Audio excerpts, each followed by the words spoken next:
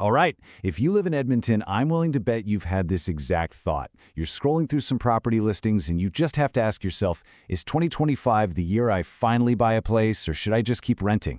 Well, today we're going to dig right into the numbers and see what the argument is for the Edmonton market right now. And this really gets to the heart of it, doesn't it? It's that moment you look at what you're paying in rent, then you glance over at a mortgage estimate for a place you could actually, own, and the numbers are just shockingly close. That's what kicks off this whole debate in the first place.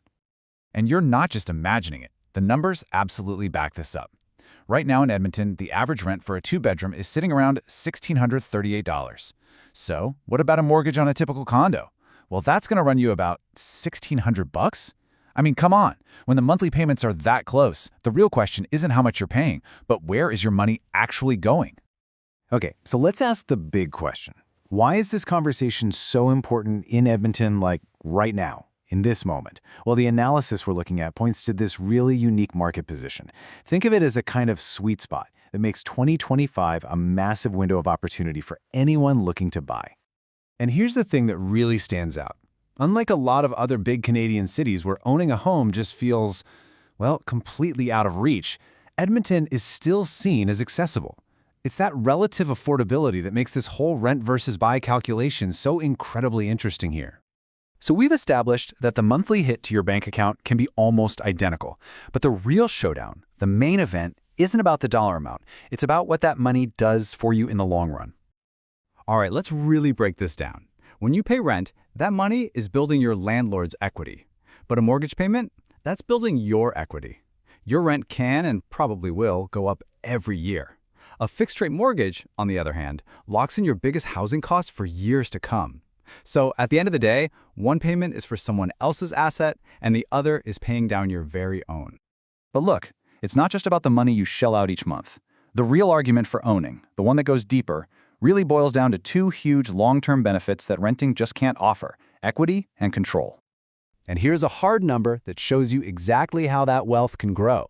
Detached homes in Edmonton have seen a 4.8% increase in value year over year. Think about that. While you're busy paying down your mortgage, the market itself could be working in the background, increasing the value of your asset for you. And then there's the stuff that isn't just about dollars and cents. It's about freedom. When you own your place, you're not lying awake at night worrying about your landlord suddenly hiking the rent.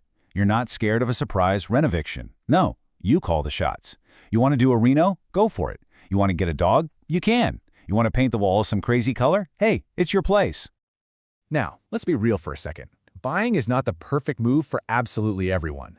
The analysis is actually super clear about a few key situations where, honestly, renting is the smarter, more responsible choice. So what are those scenarios? Well, here they are. First, if you're not 100% sure you'll be in Edmonton for at least the next 3 to 5 years, renting is probably for you. The costs of buying and then selling a home can easily wipe out any gains. Second, if you're actively working on building up your credit score, it's smart to wait. And finally, if you're a bit uncertain about your long-term career plans, renting gives you the flexibility you really need. In any of those cases, renting is absolutely the smart play. Okay, so after looking at both sides of the coin, what's the final verdict here? What's the big takeaway for someone who is planning on putting down some serious roots in Edmonton? And really, it all comes down to this single idea. The conclusion from this analysis is that for the 2025 Edmonton market, renting gives you that short-term ease and convenience, sure, but it's buying that builds long-term financial stability and ultimately freedom.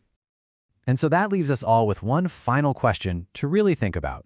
When you look at your single biggest monthly expense, you have to ask yourself, is that payment building your future or is it building someone else's?